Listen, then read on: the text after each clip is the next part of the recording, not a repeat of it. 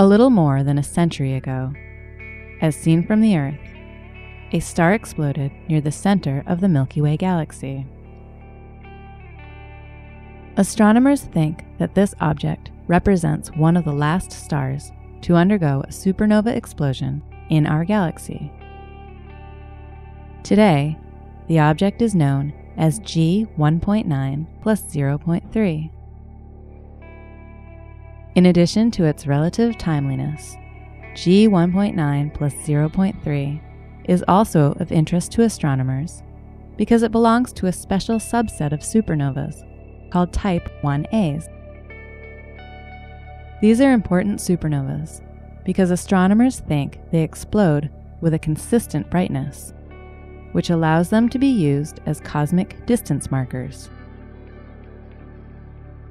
Type 1A supernovas were used to determine that the expansion of the universe was accelerating. As important as these objects are, astronomers are still unsure exactly what causes them. There is a consensus that Type 1As occur when a white dwarf undergoes a thermonuclear explosion. But what triggers that detonation?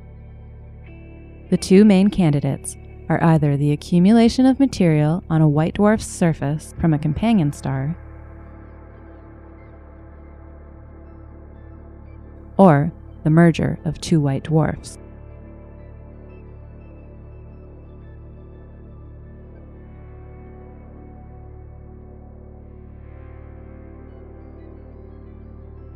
A new study using X-ray data from Chandra and radio data from the Very Large Array reveals that at least one Type 1A was caused by the merger of two white dwarfs.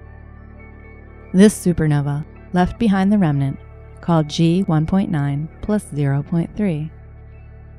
The researchers determined this by examining how the blast wave from the explosion interacts with the material surrounding the doomed star.